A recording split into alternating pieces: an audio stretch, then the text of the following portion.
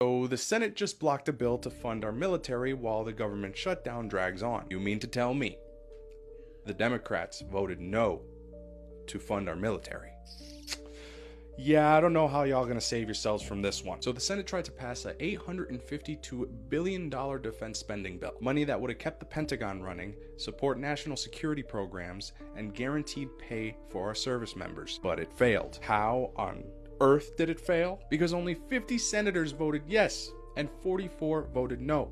They need 60 votes to pass the bill. Can you take a wild guess who voted no? Democrats, that's who. Almost every Democrat voted against it. Only 3 sided with the Republicans to keep it alive. Republicans wanted to reopen at least parts of the government piece by piece, starting with the military. But the Democrats said no, saying if they're going to fund the military, they have to fund housing, healthcare, and domestic programs. In other words, this time they're using the troops' pay as leverage for political gain. Luckily, Trump stepped in and ordered the Pentagon to use all available funds to ensure all service members get paid, even during the shutdown. That move is temporary, but it's the only reason our troops aren't going without pay right now. So here's the bottom line. While politicians argue, our troops are being used as bargaining chips. Get on the airplane. Are you sick, maimed, injured, whatever? Yes. Good, so we can give you disability. Correct. What? Yes. This is insanity. Yes, it is insanity. But in order to get Social Security disability benefits, don't you need a Social Security number? Well, we were instructed in the meeting that one of the first things we were supposed to do was sign them up for Social Security. Yeah. Wait, this is unbelievable. So they come over here and they get a Social Security number. Right. They become legal. Correct. Are you pulling my leg? I have a Democrat whistleblower. Oh my gosh, a whistleblower that was in the Biden-Kamala Harris administration, spilling the tea on what the Democrats' plan has been all along when it comes to illegals. All right, let's check this out. Wanted us to try to identify them in such a way that they would qualify for long-term Social Security disability. Now, What? Yeah. And long-term Social Security disability is for life. Yeah. So if they get identified and qualify for long-term Social Security disability, they are as good as set up for life for medical treatment. That doesn't sound like a refugee to me. Just being honest. Yeah. That sounds like somebody who's planning on staying here. Yeah, a refugee right. stays until the problem's over and then goes home. Well, that's right. And so they instructed us to try to identify, to try to get the client, because once they arrive here, they're now called clients. They're called clients. Yeah. Okay. Because clients pay. Sure. See? Sure. I'm starting And to so- see where this is leading here. So they told us that we needed to talk to the client and ask them if they had any headaches, recurring headaches, or any lower back problems. Excuse me, anything that would qualify them for Social Security long-term disability. Wait. So let me get this straight. Part of the screening is supposed to be, are you sick, maimed, injured, whatever? Right. No. Okay, good. You can come in. Yeah. You get on the airplane. Are you sick, maimed, injured, whatever? Yes. Good. So we can give you disability. Correct. What? Yes. This is insanity. Yes, it is insanity. But in order to get Social Security disability benefits, don't you need a Social Security number? Well, we were instructed in the meeting that one of the first things we were supposed to do was sign them up for Social Security. Yeah. Wait, this is unbelievable. So they come over here and they get a Social Security number. Right. They become legal. Correct. Are you pulling my leg? No, I'm not. And then after we processed them for a Social Security card, then we were to process them for a U.S. passport. No, you're not. Mm-hmm. Mm-hmm. So that's about the time I kind of decided, okay, I was done. I've heard everything I want to know. I was so angry about this, that they would receive a U.S. passport. It just, I just couldn't believe it. I couldn't believe that we were giving these people Social Security cards and U.S. passports and free medical, free housing, free food, free everything. Yeah, but the thing that bothers me, because the food we can recoup from, And the money irritates me, but we can earn it back and we can stop the program or whatever it is. Mhm. But once you give somebody a social security number Mhm. and you give them what's considered globally the golden ticket, which is a U.S. US passport, Right. that Right. is beyond comprehension that we're Right. doing this. That's right. Do bureaucrats know this is happening? Well, interestingly enough, no, they don't. A lot of governors are unaware of how many refugees have come into their state, where they're located, under what conditions they've arrived. And I believe this is intentional. I believe this is intentional. Now, we do know that the governor of Texas and the governor of Tennessee have both stopped this, and they're refusing to take any more refugees. In fact, they've federal government has filed a lawsuit against both of those states because they're refusing to take any more refugees. How dare you keep your people safe? Right. But okay, so let's just say all the states are saying we want to pull out of this refugee resettlement program from the federal government. Then they're fine, right? There's no other way the refugees are getting in. Well, no, the state can assert that they no longer want to receive refugees. And then the federal government says, all right. And so then they start implementing a program called the Wilson Fish program.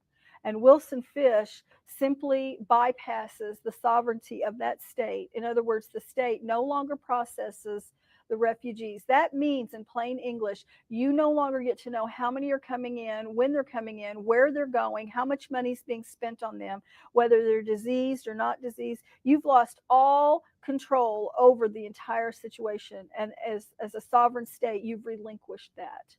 And so Wilson Fish comes in then, and all of the federal monies that are set aside for this program bypass the state and go to third-party entities.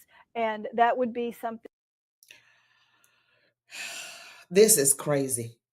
This was under Joe Biden and Kamala Harris. Okay, I know I've said that, but I don't want you all to forget that, because this was their plan. Okay, according to this whistleblower woman right here, and we're going to say allegedly, but to everything in this video, but she is giving up everything. And I'm surprised her face is showing. Now, I got this off of Twitter, okay? And this is according to this interview right here, that they have this Wilson Fish, or this some type of law that the federal government can override the state. So like if Texas doesn't want to receive any more illegals, the federal government can override them, and they have no control. The state doesn't have any control of the situation. The federal government does, and they can push as many people in whatever state that they want. All right. So I knew it already, but just to hear somebody say it and to go over how the federal government like overrode the state sovereignty so that they can get what they want. You all better be glad, I know I am, that we have who we have in the White House right now. Okay? Because if Kamala Harris had gotten in, Lord help us all.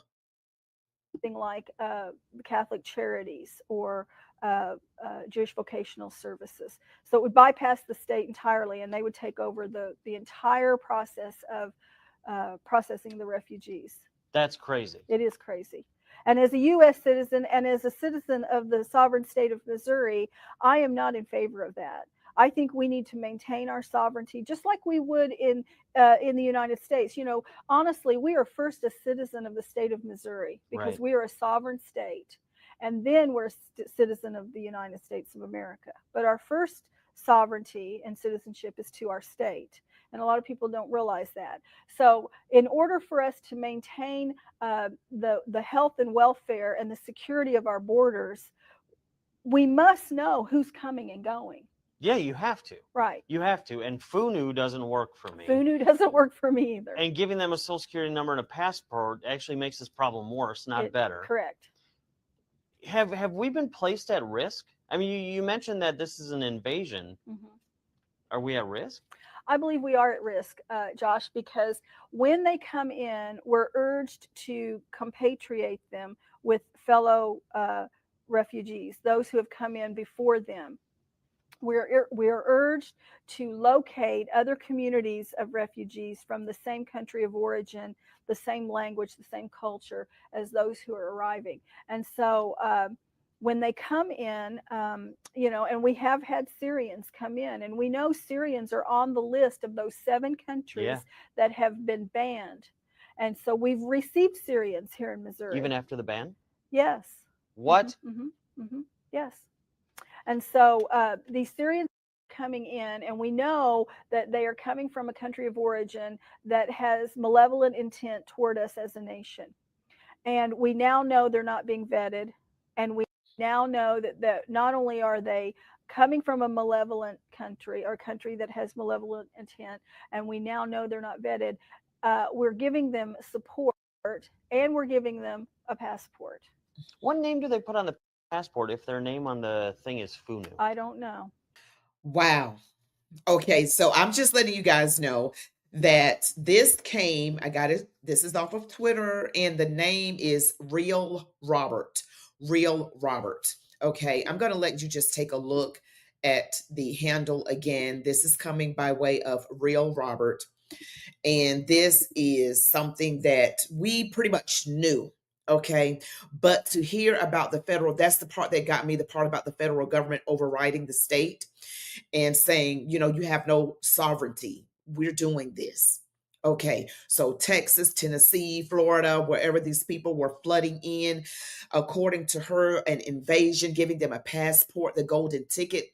You've got Americans that weren't even getting this kind of support. And this is how the evil powers that be roll, the Democrat Party rolls. This is how they roll. They need a dependent class in order to be in business.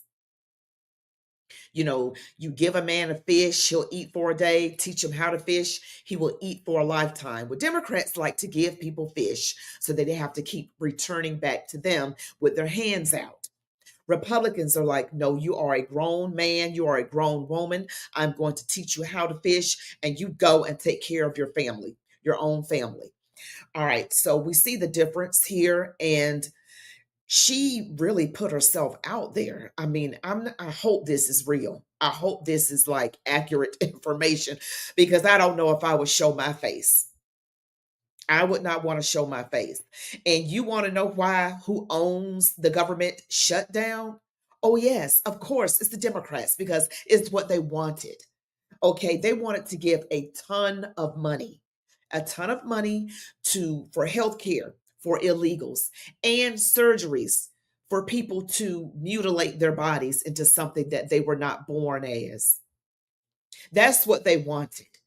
And people out here who are on the left, who don't know what is really going on, are saying, well, President Trump is a Republican, and the Republicans own, they're in the majority of the House and the Senate. They own the shutdown. But it was the Democrats. It was them. Because, see, they wanted to give all of this money and freebies away. And you have to have 60 votes in the Senate. Well, there are only 53 Republicans, not 60. So the Republicans needed 7 Democrats. They needed 7. And they didn't do it. I am disgusted that these people, this is their whole plan. This is their whole thing. And they don't think that we know.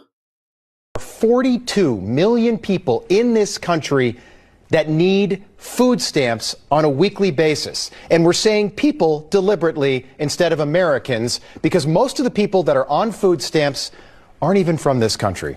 45% of Afghanistan immigrants are on food stamps, 42% of Somali immigrants, 34% of every immigrant from Iraq, 23% of Haitians, 59% of all illegal aliens are collecting food stamps, meaning that most of the people getting food stamps from the U.S. government and the U.S. taxpayer are not even Americans. Think about that. And we didn't know about any of this before the government shutdown started, but thanks to Democrats, we can confirm tonight that millions of Joe Biden illegal aliens, people who crossed the border when Joe was president, are now collecting food stamps from a program funded by hardworking American taxpayers. When it's time to go, you can choose how. You can wait for enforcement, or you can leave on your terms. The CBP Home app lets you self-deport with dignity, directly, and securely. Don't wait. Decide how it ends. Crying harder. Crying harder. Trump is your president. Crying harder. Crying harder. Trump is your president.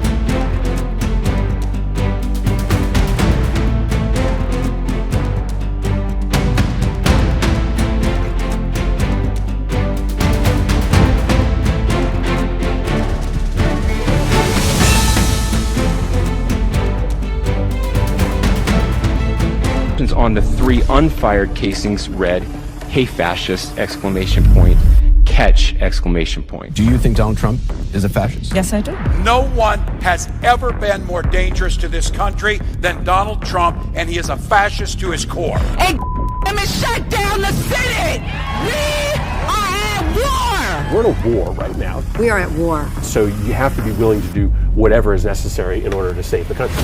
And that's why the gloves are off. Donald Trump and the MAGA Republicans represent an extremism that threatens the very foundations of our republic. And yes, there are many threats to democracy. We see it with these extreme candidates. I just don't even know why there aren't uprisings all over the country, and maybe there will be. But you can only push people so far. And then they start to take matters into their own hands. What the American public want is for us to bring actual weapons to this bar fight. This is an actual fight. You know, this is literally call to arms. The MAGA movement is a threat. But Michelle says that, when they go low, we go high. No. With all due respect, if they go low, we don't go high. When they go low, we kick them. We take them to the mud and choke them out. And make sure that they stay down. And you know what? Kick them when they're down, because they deserve it. Get up in the face of some Congress people. We are going to be in your face. We are going to be on your...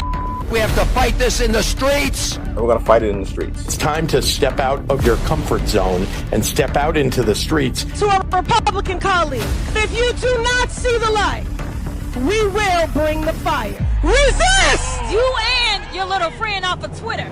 Y'all about to find out. And if you see anybody from that cabinet in a restaurant, in a department store, at a gasoline station, you get out and you create a crowd. And you push back on them. And you tell them they're not welcome anymore, anywhere. He's not going to have a third term.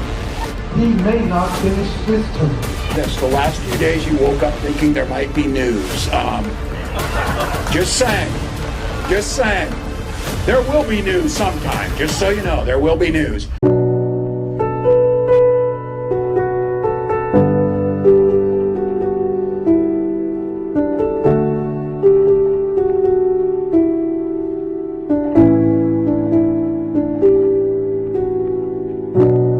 I want to be remembered for courage for my faith.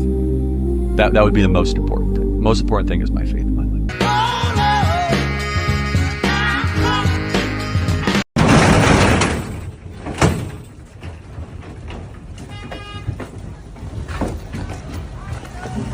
But if you're not happy in the U.S., if you're complaining all the time, very simply, you can leave. You can leave right now.